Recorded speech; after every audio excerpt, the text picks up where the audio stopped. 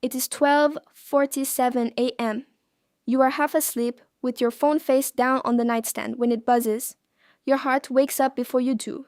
You flip it over and there it is, one line. Hey, miss you. No plan, no accountability for going quiet, no can I see you. No, I am sorry I disappeared. Just a tiny emotional snack, dropped into the dark, like you are supposed to feel grateful. And the wild part is what happens next. Your chest loosens, your brain lights up, you feel relieved, chosen for a moment. You almost forget the hours you spent overthinking, and the small knot of embarrassment you swallow when you tell yourself, it is complicated. That moment says a lot about the psychology of people who live off emotional crumbs. Because this is not really about dating. It is about a nervous system that has learned to treat the bare minimum like a miracle. It is about a mind that confuses unpredictability with love, scarcity with value, and longing with connection. And if you have ever accepted a half text, a vague promise, a maybe this weekend, a like on your story instead of a real conversation, and called it something, this is not here to shame you. It is here to explain the pattern. Start with what many people miss. Crumbs are powerful because they are unpredictable. Behavioral psychology has a concept called intermittent reinforcement. It is the same mechanism that makes slot machines addictive. Random rewards hook the brain harder than consistent ones. That is what emotional crumbs do. A partner who is warm one day and distant the next, a friend who disappears and then sends a sweet message out of nowhere, and your brain starts chasing the next hit. Not because you are weak, but because your reward system is doing its job. When something is rare, your brain inflates its value. You start measuring love in flashes. So one tiny message lands like a jackpot, not because it is enough, but because it is uncertain. And uncertainty keeps you locked in. Your attachment system decides what feels like love. If your early relationships taught you love is steady, steady love feels normal. But if your early relationships taught you love comes and goes, inconsistency can feel familiar. Familiarity can feel like home, even when it hurts. People who live off crumbs often learned one of two lessons early on. Care was inconsistent, or love was conditional. You got it when you performed, pleased, achieved, or stayed quiet. So as an adult, emotional unpredictability does not always register as a red flag. It registers as the baseline. That is why someone consistent can feel boring, while someone unavailable can feel like chemistry.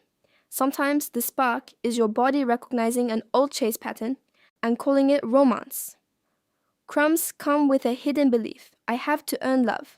A lot of crumb living is not about what you want. It is about what you believe you are allowed to ask for. If I ask for more, I am needy. If I have needs, I will be abandoned. If I am honest, I will be too much. If I walk away, I will end up alone. So crumbs become a strategy. You stay connected without risking the big fear, rejection. You can keep hope alive without demanding clarity. And hope can be intoxicating when your heart has been trained to survive on it. This is where shame sneaks in. Guilt says, this is not meeting my needs. Shame says, I should not even have needs. So you shrink your wants until they fit the container you are being offered. You become chill. You stop asking. You start calling self-abandonment being mature. Your body can get addicted to the roller coaster. Let's get physiological. When love is inconsistent, your body runs on stress. Hyperfocus, phone checking, replaying conversations, scanning for signs. You do not relax, you monitor. Then the crumb arrives, a sweet text, rare attention, a late night DM, and your body drops into relief. Dopamine hits. Your brain goes, finally. That relief can feel like love, but it is not the same as safety. It is the end of threat. So you do not only miss the person, you miss the nervous system swing, stress to relief, then back to stress, then relief again. Over time, real stability can feel flat because your body is used to intensity. Calm can feel suspicious. Consistency can feel unfamiliar. Crumbs keep you bonded to potential, not reality. Uncertainty leaves gaps, and your mind fills them. If he will not define the relationship, you imagine what it could become. If she shows up once in a while, You replay the best moments like proof. If they say, I'm just busy, you treat time as the only missing ingredient. Psychologists call this idealization, not because you are delusional, but because lack of information gives your imagination room to build a version of someone who does not show up consistently in real life. You are not bonding to what is happening. You are bonding to the story, and the story is almost always kinder than the pattern. Sometimes it is not confusion, it is a power dynamic. Name this clearly. Not everyone gives crumbs because they are emotionally clueless. Some people give crumbs because crumbs work. If they send just enough, you stay available. If they stay vague, they keep options open. If they ghost you and then come back, they get the benefits without the responsibility. And over time, the relationship trains you. Your needs create drama, and their inconsistency becomes normal. That is not miscommunication. That is a system. You feel it in your body. Walking on eggshells, editing your words, trying to be easy so you do not lose the tiny bit you are getting. Cool girl culture makes crumbs feel like the price of love. A lot of American women were taught, explicitly or quietly, that wanting consistency makes you too much. So you perform independence. You do not double text.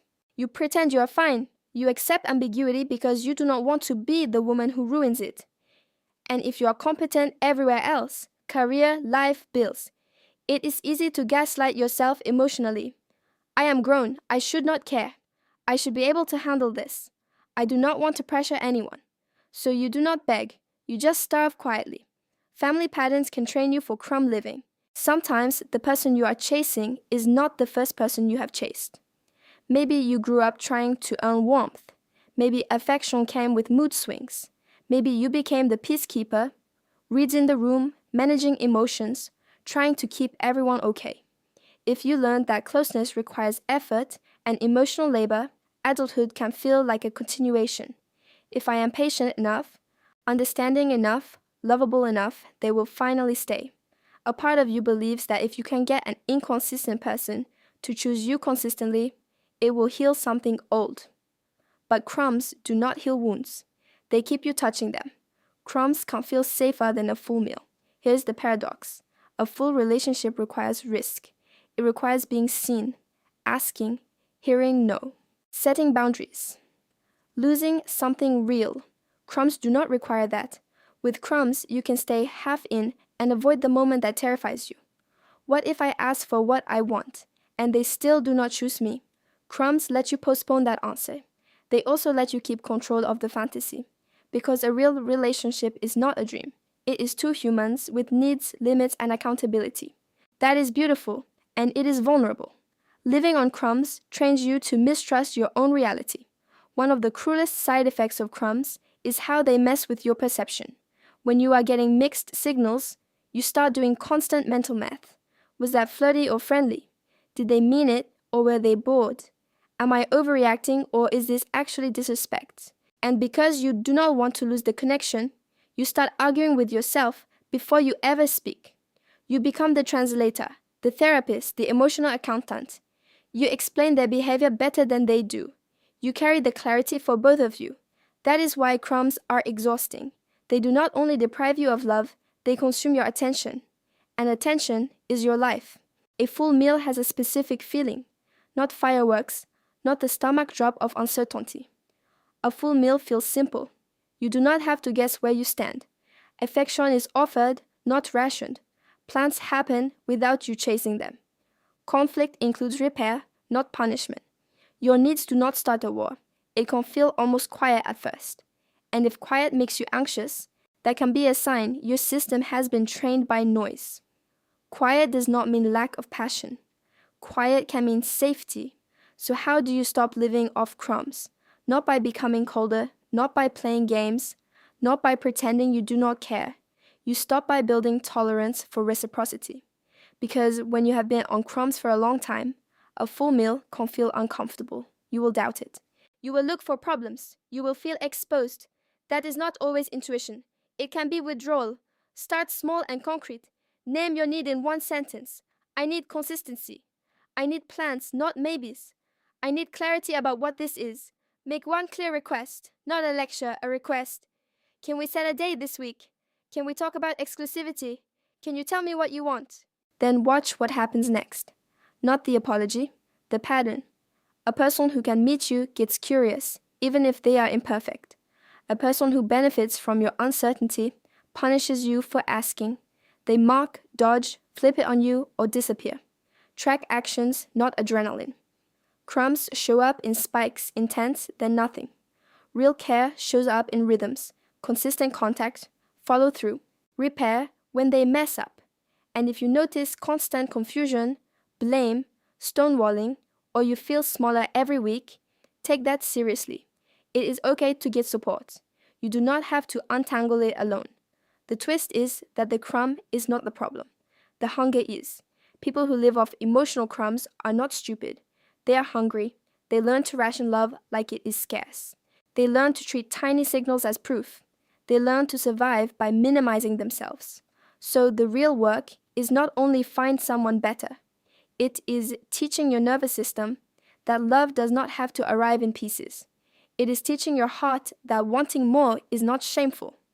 It is building an identity where you do not have to shrink to be kept. Because once you stop living off crumbs, something shifts. You stop calling anxiety spark.